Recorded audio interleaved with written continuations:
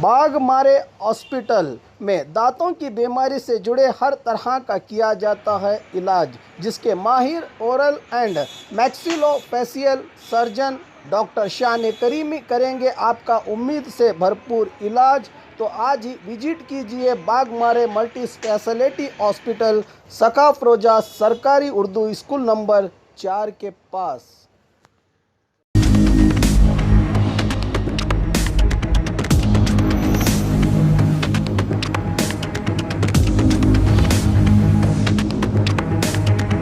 Covid ಜಾಸ್ತಿ ಆಗ್ತಾ ಇದೆ, ಈ ಬಗ್ಗೆ ನಮ್ಮ ಸಚಿವ ಸಂಪುಟದ ಸಹೋದ್ಯೋಗಿಗಳು ಮತ್ತೆ ಈ ಹಿನ್ನೆಲೆಯಲ್ಲಿ ಬಹಳ ದಿನದಿಂದ ಕೆಲಸ ಮಾಡ್ತಿರುವಂತ ನಮ್ಮ ಎಕ್ಸ್ಪರ್ಟ್ಸ್ಗಳೇನಿದ್ದಾರೆ, ತಜ್ಞರು, ಅವ್ರ ಜೊತೆ ಸುಸೂತ್ರವಾಗಿ ಚರ್ಚೆ ಮಾಡಿ ಕೆಲವು ನಿರ್ಧಾರಕ್ಕೆ ನಾವು ಬಂದಿದ್ದೇವೆ.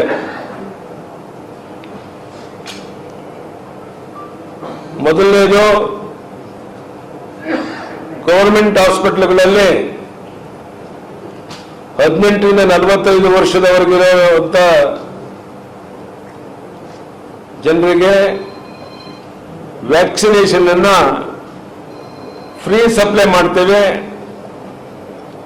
ಈ ಬಗ್ಗೆ ಹೆಲ್ತ್ ಡಿಪಾರ್ಟ್ಮೆಂಟ್ ರೂಪುರೇಷೆಗಳು ಏನಿರಬೇಕು ಅನ್ನೋ ನಿರ್ಧಾರ ಮಾಡ್ತಾರೆ. 45 ವರ್ಷದ ಮೇಲ್ಪಟ್ಟವರಿಗೆ ಕೇಂದ್ರ ಸರ್ಕಾರ ಸಹ ಅವರು ಫ್ರೀ ವ್ಯಾಕ್ಸಿನೇಷನ್ ಕೊಡ್ತಾ ಇದ್ದಾರೆ.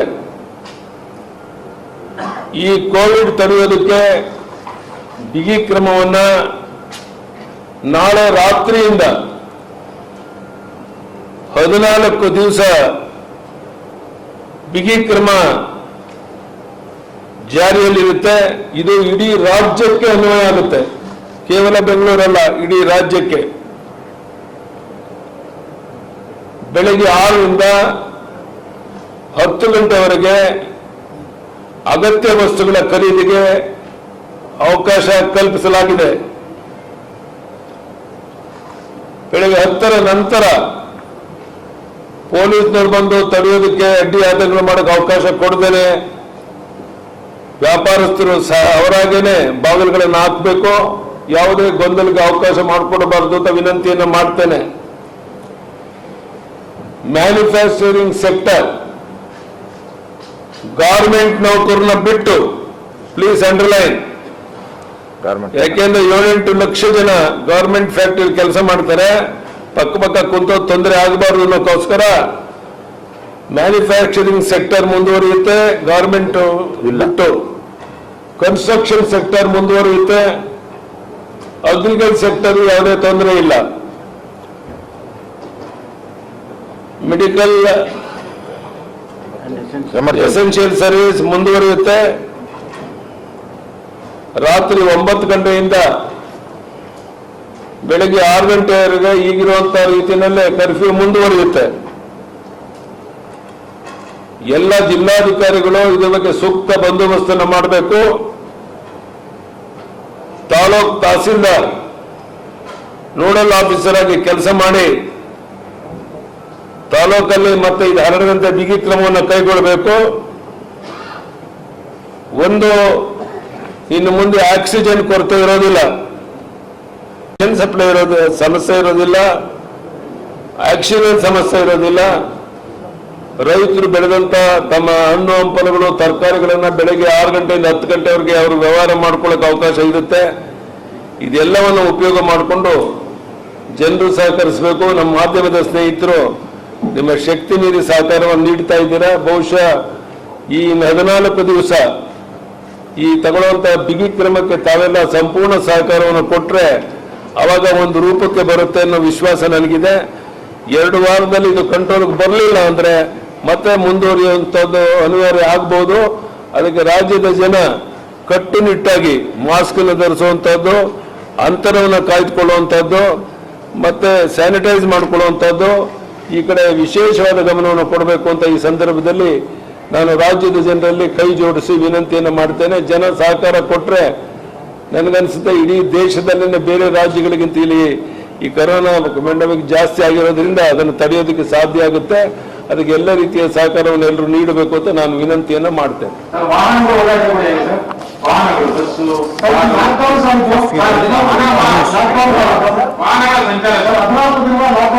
ಒಂದು ನಿಮಿಷ ತಡಿ.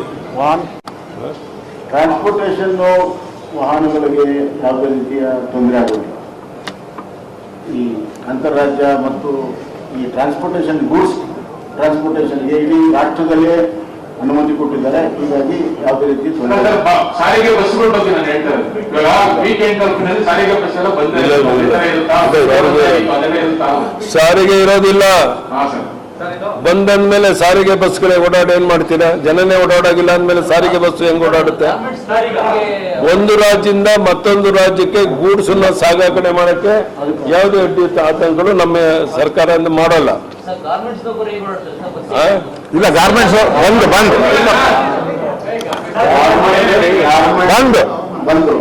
ಗಾರ್ಮೆಂಟ್ಸ್ ಬಂದ್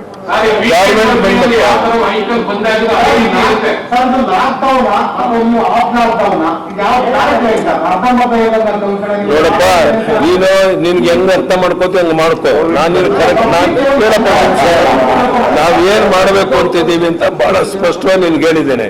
ಅದು ಅಂತ ಹೇಳಿದ್ರೆ ಬೆಳಗ್ಗೆ 6 ಗಂಟೆಯಿಂದ 10 ಗಂಟೆವರೆಗೂ ಅವಕಾಶ ಇದೆ ಅಂತ ಹೇಳಿದ್ದು ನಿತ್ಯ ವಸ್ತುಗಳನ್ನ ಕೊಂಡ್ಕೊಳ್ಳೋಕೆ ಜನಕ್ಕೆ ತೊಂದರೆ ಆಗಬಾರದು ಅನ್ನೋ ಕಾರಣಕ್ಕೋಸ್ಕರ ಅದೊಂದು ರಿಲ್ಯಾಕ್ಸೇಷನ್ ಕೊಟ್ಟಿದ್ದೇವೆ. ಇನ್ಯಾವುದೇ ರೀತಿಯಲ್ಲಿ ರಿಲ್ಯಾಕ್ಸೇಷನ್ ಕೊಟ್ಟಿಲ್ಲ. ಈಗ ಬೇರೆ ಬೇರೆ ಸೆಕ್ಟರ್ಗಳಲ್ಲಿ ಅವ್ರು ಕೆಲಸ ಮಾಡೋಕ್ಕೂ ತೊಂದರೆ ಆಗಬಾರ್ದು ಅಂತ ಅದಕ್ಕೆ ಅವಕಾಶ ಕೊಟ್ಟಿದ್ದೀವಿ.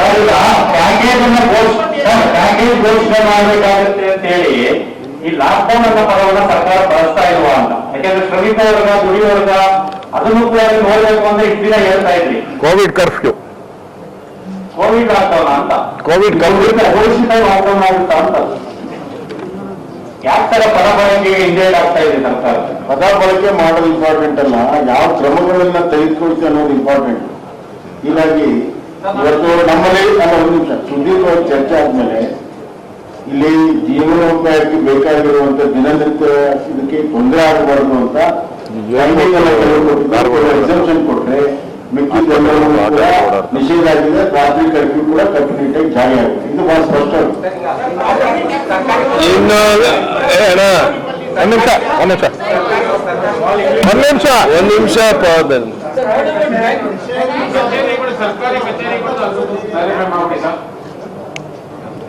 ನಮ್ಮ ಮುಖ್ಯ ಕಾರ್ಯದರ್ಶಿಗಳು ಪ್ರತ್ಯೇಕವಾಗಿ ಇನ್ನೊಂದು 2-3 ಗಂಟೆನಲ್ಲಿ ಬೇರೆ ಆದೇಶವನ್ನು ನಾವೇನು ಹೇಳಿದ್ದೇನೆ ಅದೆಲ್ಲದ್ರ ಬಗ್ಗೆ ಒಂದು ಗೈಡ್ಲೈನ್ಸ್ ಹಾಕಿ ಸರ್ಕಾರಿ ಆಜ್ಞೆನ ಹೊರಡಿಸ್ತಾರೆ. In government hospitals for 18 to 45 years or age, vaccination will be given free of cost. Health department will draw guidelines.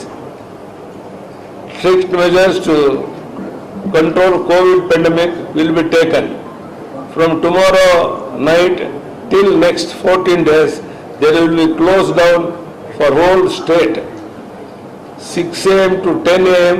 essential commodity shops will be open. After 10 a.m. all shops will be closed. Agriculture sector, manufacturing sector, except governments, construction sectors, medical and essential sector will continue to operate. All DCs and Tahsildars to take strict measures. No shortage of oxygen. Government of India has increased daily quota from 300 to 800 metric tons. Regarding central of COVID pandemic, Cabinet has taken decision after consulting expert committee also. We have discussed with the expert committee also. Thank you, sir. Then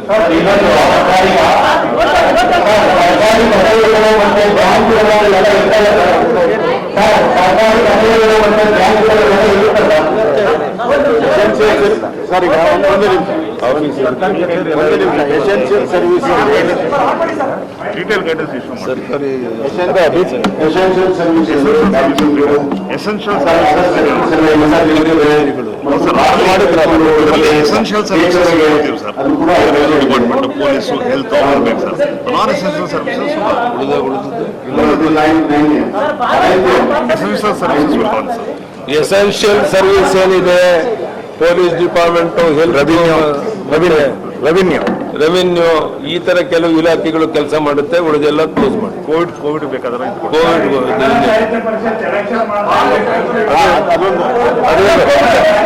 ಜಿಲ್ಲಾ ಪಂಚಾಯತಿ ಎಲ್ಲ ಎಲ್ಲ ಎಲೆಕ್ಷನ್ಗಳನ್ನು ಮುಂದಾಕಿದ್ದೀವಿ. ಯಾವುದು election ಬರುವಂತ ದಿವಸಗಳು ನಡೆಯೋದಿಲ್ಲ.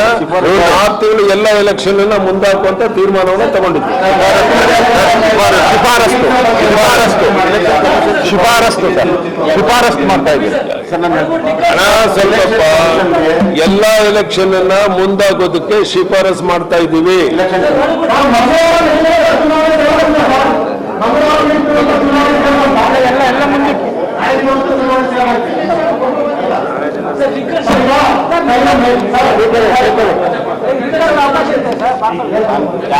ಯಾವ್ಯಾವ್ದು ಟೇಕವೇ ಇತ್ತು ಅದು ಟೇಕವೇ ಕಂಟಿನ್ಯೂ ಆಗ್ತದೆ.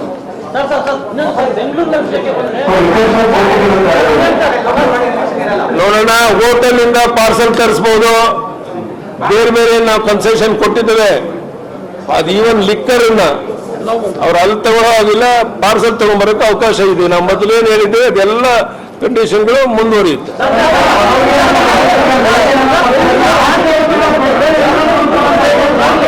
ಒಬ್ಬೊಬ್ಬರು ಮಾತಾಡ್ರಿ, ಎಲ್ಲರೂ ಮಾತಾಡಿದ್ರು, ಯಾರಿಗೂ ಒಬ್ಬೊಬ್ಬರು ಒಬ್ಬ ತಾನೆ.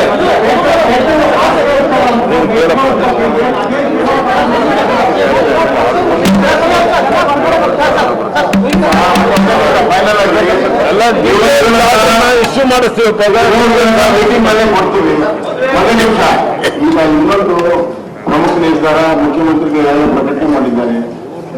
ತಾಲೂಕುಗಳಲ್ಲಿ ತಹಸೀಲ್ದಾರ್, ನೋಡಲ್ ಆಫೀಸರು ಮತ್ತೆ ಇಲ್ಲಿ ಬೆಂಗಳೂರಿನಲ್ಲಿಯೂ ಕೂಡ ಒಂದು ವಾರ್ಡ್ ವೈಸ್ ಮೈಕ್ರೋ ಮ್ಯಾನೇಜ್ಮೆಂಟ್ ಎಲ್ಲ ವ್ಯವಸ್ಥೆಗಳೆಲ್ಲ ಸಂಬಂಧಪಟ್ಟಂತ ಆಫೀಸರ್ಗೆ ಜವಾಬ್ದಾರಿ ಮಾಡುವಂತ ತೀರ್ಮಾನ ಆಗಿದೆ. ವಿವರಗಳನ್ನ ಆಮೇಲೆ ಥ್ಯಾಂಕ್ ಯು ಸರ್, ಧನ್ಯವಾದ.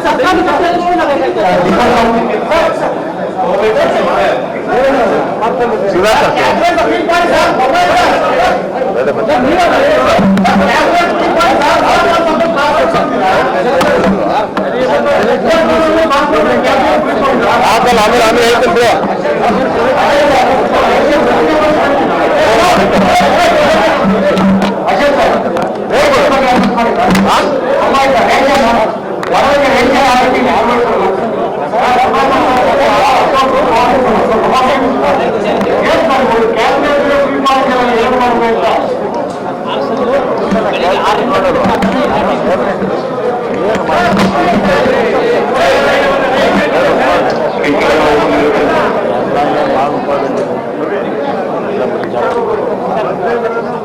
अस्सलाम वालेकुम। मैं डॉक्टर नौशाद मड़गी हॉस्पिटल नवबाग बीजापुर से। हमारा एक नया कोरोना वार्ड का यूनिट शुरू कर रहे हैं हम अपने हॉस्पिटल में। तो पहले से हमारा पीडियाट्रिक और गायनेक यूनिट चल रहा है कई सालों से। इसके अलावा हम लोग सेपरेट 20 बेड का कोरोना वार्ड शुरू किए हैं, जिसमें ऑक्सीजन फैसिलिटी और सारे मशीनरी भी फैसिलिटीज़ मिलेंगे।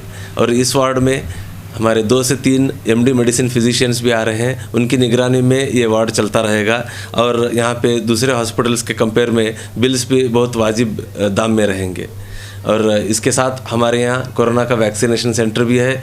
और हम लोगों से यही गुजारिश है, वैक्सीनेशन लगाएं, मास्क पहने, सैनिटाइज़र यूज़ करें और जितना हो सके उतना सोशल डिस्टेंसिंग मेंटेन करें और अपना ख्याल रखें। हर जगह जो आज का जो कोरोना का जो मारामारी चल रही है, हर जगह इसकी वजह से बेडों की कमी है, ऑक्सीजन की कमी है। इसे देखते हुए हम लोग एक नया अपने तरफ से एक सर्विस का एक कोशिश कर रहे हैं। और यहाँ पे एकदम कम दामों में, कम कीमत के इसमें रखें, जो कि लोगों को ज़्यादा इसकी वजह से परेशानी भी ना हो और घबराहट भी ना हो। तो हम यही लोगों से गुजारिश है, जितना हो सके हमारे यहाँ लोग आएँ और हमारे सर्विसेज जो कि कोरोना के OPD सर्विस भी है और IPD एडमिशन सर्विसेज भी है, जितना हो सके हमारे सर्विसेज का फ़ायदा उठाएँ। मार्बल्स अतनी रोड, पुष्कर नगर, SYN 752 बीजापुर। मोबाइल संख्या 8073639921 7411651430 पर।